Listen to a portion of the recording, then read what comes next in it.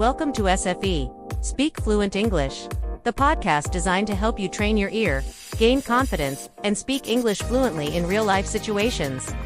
Whether you're just starting or looking to refine your skills, this is the place for you.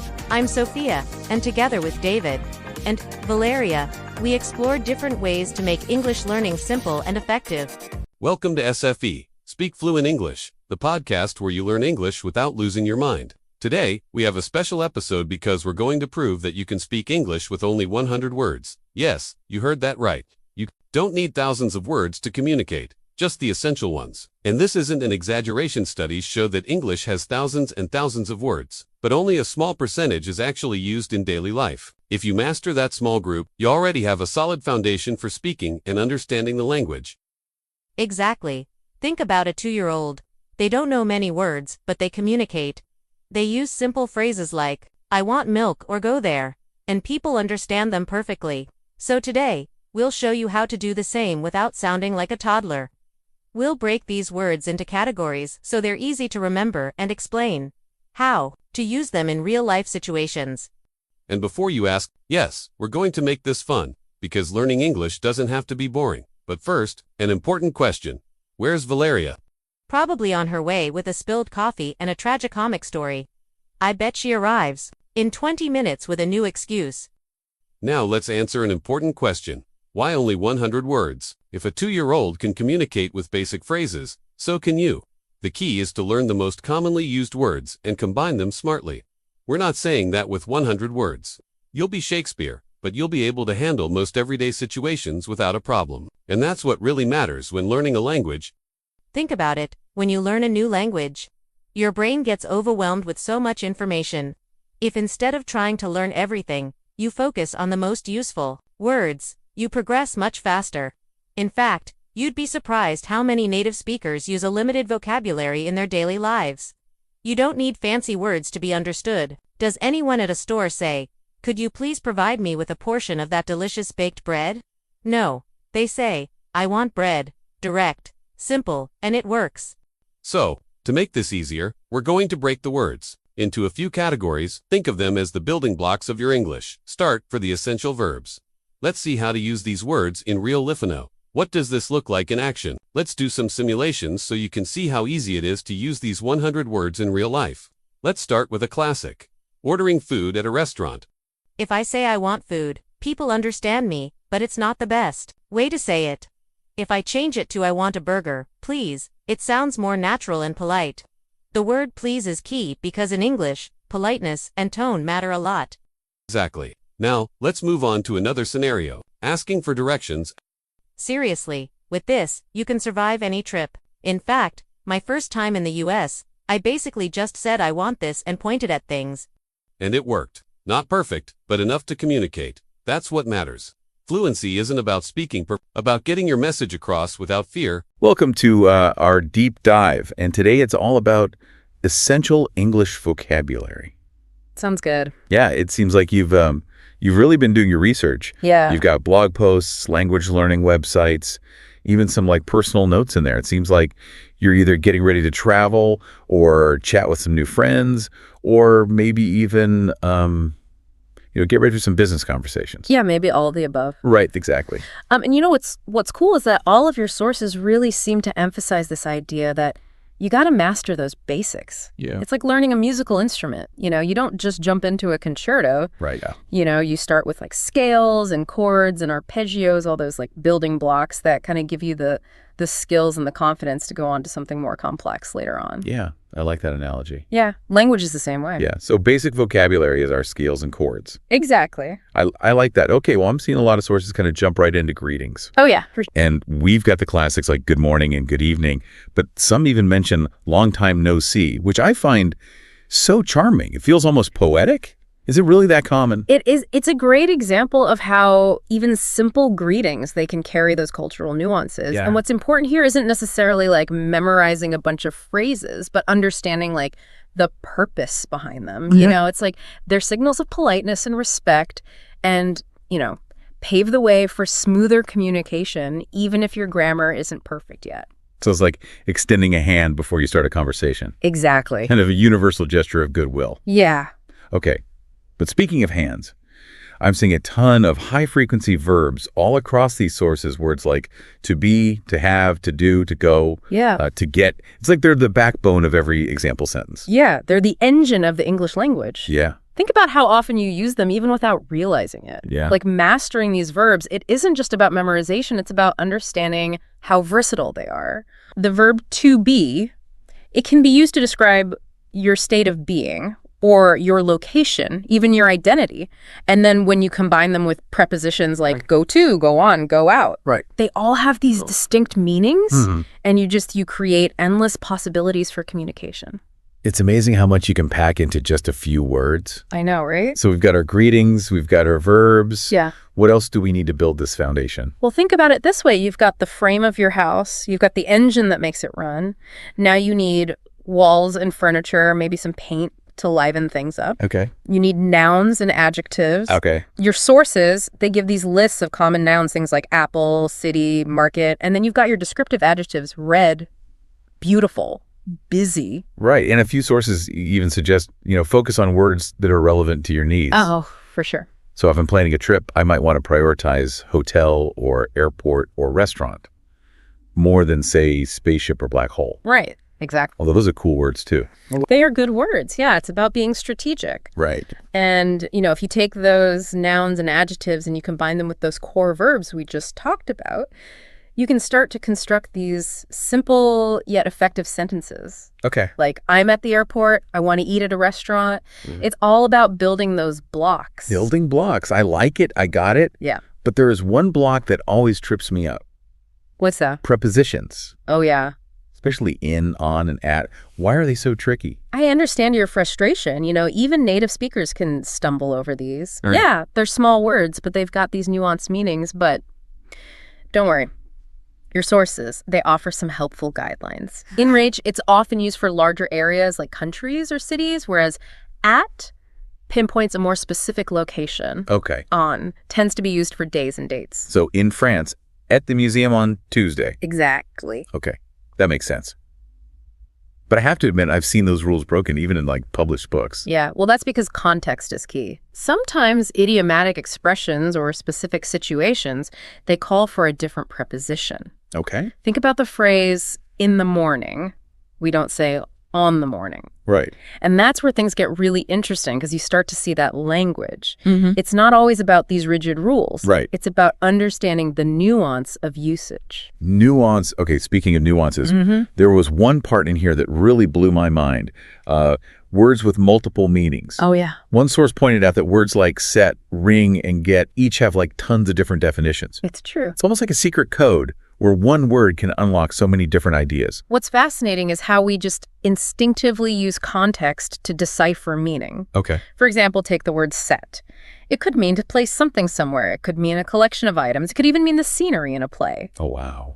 But the surrounding words and the overall situation give us clues to help us unlock the meaning. So I need to set the table versus I bought a new tea set. Exactly. The context makes it clear. Yeah, it's like a puzzle. You got to fit those pieces together. Right, to get the full picture. Okay. That makes sense. It's starting to get it now. But now I'm curious about some of those business-specific terms that I keep seeing popping up. Are they really essential for everyone, even if I'm just planning a vacation? That's a great question, and it's a point worth debating. Okay.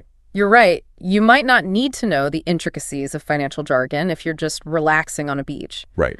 But I'd argue that even a basic understanding of business vocabulary, it can be surprisingly helpful in everyday life. Like how so? Yeah. Even if I'm just trying to haggle for a souvenir at a local market. Exactly. Or reading a news article about the global economy, having a grasp of terms like sales, marketing, investment. Yeah. It can help you understand the world around you. Okay, I see your point. Yeah. It's like having a secret decoder ring for the business world.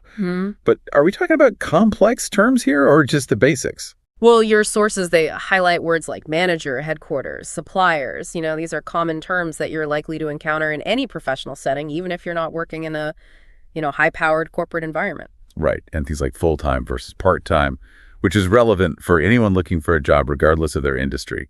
I'm starting to see how this vocabulary goes beyond just the boardroom. Absolutely. And, I think what's important here is that even if you aren't fluent in English, having a working knowledge of these terms, it can give you a sense of confidence and help you navigate different situations. So we've covered greetings, verbs, nouns, adjectives, those tricky prepositions, words with multiple meanings, and now business vocabulary. That's a lot of ground covered. But how do we actually make these words stick? Because memorizing lists isn't exactly my idea of a fun Friday night. I hear you. And luckily, your sources, they offer some practical tips for learning and retention. Yep. The key is to move beyond rote memorization and engage with the language in a more active way. Okay, so what does that look like? Think about using new words in context, practicing consistently, and leveraging online resources. There's a whole world of language learning apps and websites out there. Right, one of the sources mentioned active recall.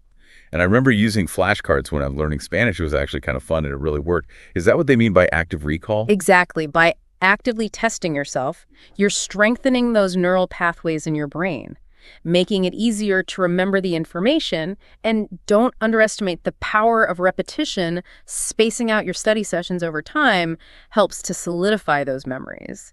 It's like going to the gym. You wouldn't expect to get ripped after just one workout, would you? Right. Consistency is key. Got it. So flashcards, online quizzes, even trying to use new words in conversations, it all adds up. But I have to admit, I still get overwhelmed by the sheer volume of vocabulary in English.